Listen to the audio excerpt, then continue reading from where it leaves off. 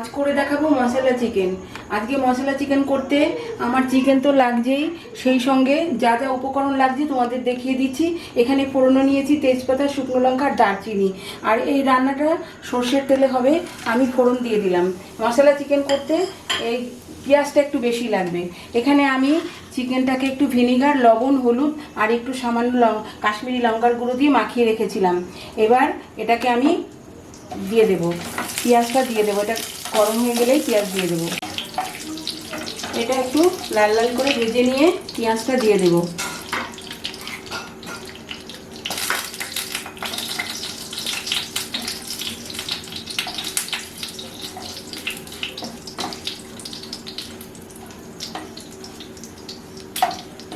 দাও দাও দাও, পেঁয়াজটা দাও। হয়ে গেছে ভাজা, এবার পেঁয়াজটা দিয়ে দেবো।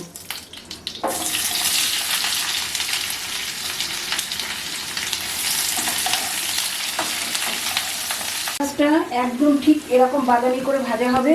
এবার দিয়ে দেবো আদা রসুন পেস্ট। আদা রসুন পেস্টটা খুব সুন্দর করে ভাজা হবে, তারপরে অন্যান্য মশলাগুলো অ্যাড করবো।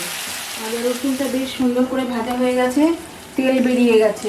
এবার আমি এর মধ্যে দিয়ে দেবো দারচিনি, গোলমরিচ, লবঙ্গ, জায়ফল, জয়িত্রী সব দিয়ে একটা মশলা করা। আমি একটু মশলা এর মধ্যে দিয়ে দেব।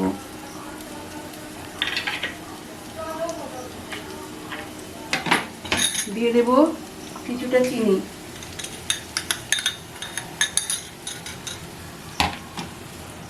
দিয়ে দেবো একটু জিরের গুঁড়ো আর ধনের গুঁড়ো। এবার এটাকে একটু কষিয়ে নিই। মশলাটা কষানো হয়ে গেছে, এবার আমি চিকেনগুলো দিয়ে দেব।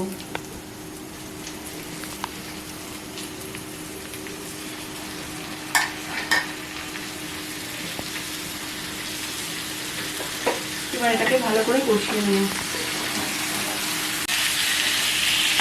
চিকেনটা বেশ খানিকটা কষানো হয়ে গেছে, এবার দিয়ে দেব দুটো টমেটো পেস্ট, আর দিয়ে দেব কাজু আর পোস্ত বাটা।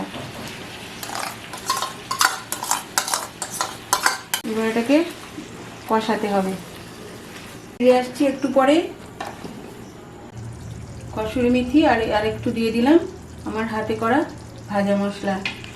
রেডি মশলা চিকেন বন্ধুরা।